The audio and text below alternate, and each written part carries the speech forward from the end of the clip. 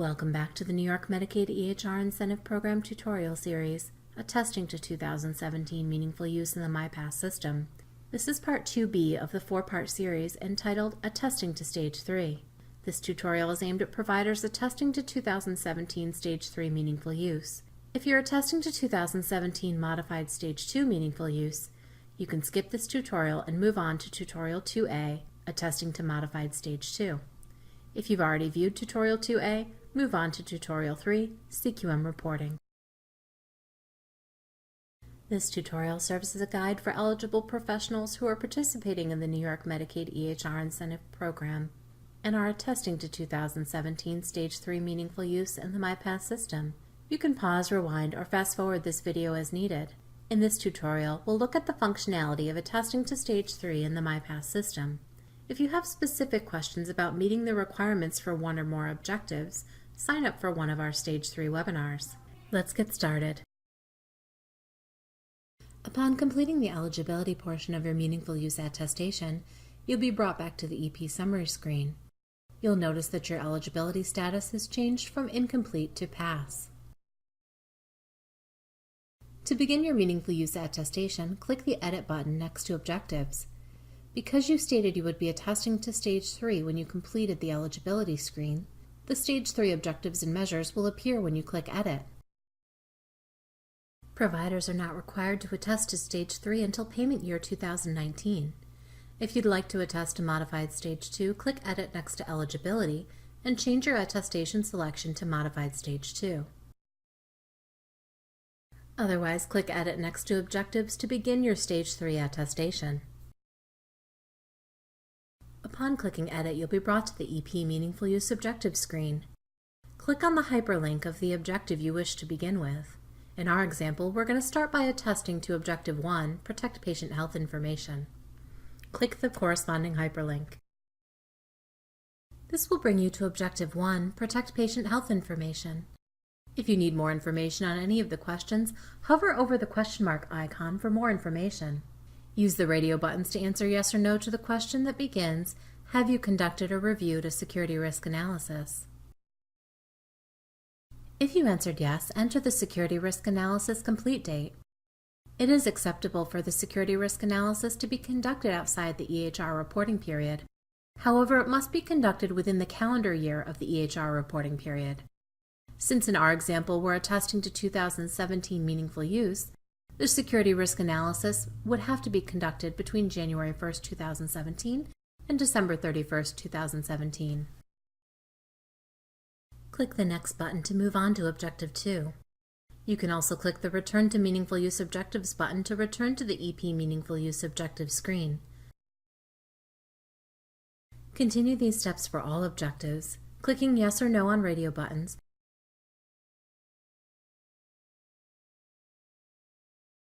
and entering numerator and denominator data when required.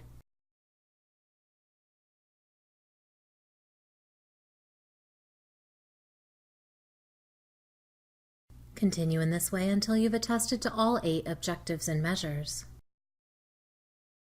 Note that when you reach Objective 8, Public Health and Clinical Data Registry Reporting, the functionality of the screens is slightly different. Select the measure options that you'll complete from the list. When you click the selection, it will expand to reveal the corresponding questions. The EP is required to meet at least 2 of the 5 public health measures in order to pass this objective.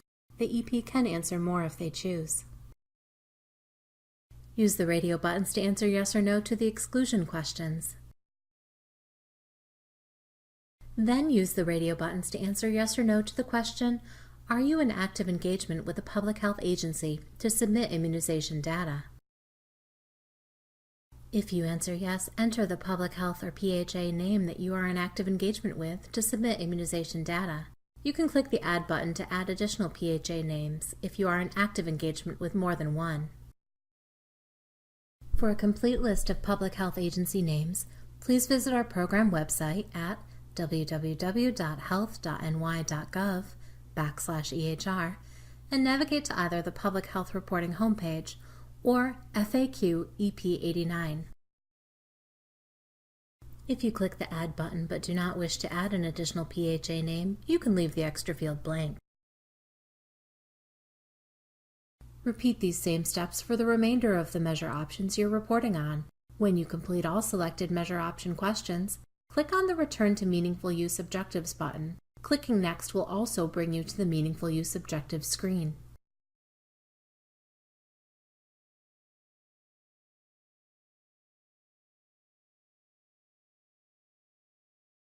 On the EP Meaningful Use Objective screen and under the Status column, you'll see a green check mark next to each completed objective. If you need to return to any of the objectives, you can do so by clicking on the specific objective hyperlink in blue. If you have successfully attested to each objective, click the Continue to Clinical Quality Measures button to navigate to the CQM portion of your CQM attestation.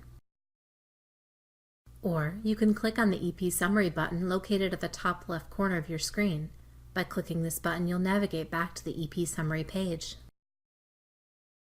You are now back at the EP Summary page, and you'll see that your objective column status has changed to Pass. If it shows something other than Pass, that means you need to go back and address one or more of the objectives. Click Edit to return back to the EP Meaningful Use Objectives screen to see which objectives need to be addressed. Otherwise, you can click the Edit button next to Clinical Quality Measures to begin your CQM attestation. Congratulations, you've completed the New York Medicaid EHR Incentive Program tutorial, Attesting to 2017 Meaningful Use in the MyPass System. This is Part 2B of the 4-part series entitled Attesting to Stage 3. Please move on to Tutorial 3, CQM Reporting. If you have additional questions on the details of any of the objectives and measures, navigate back to the EHR Incentive Program website and register for one of our Stage 3 Meaningful Use webinars.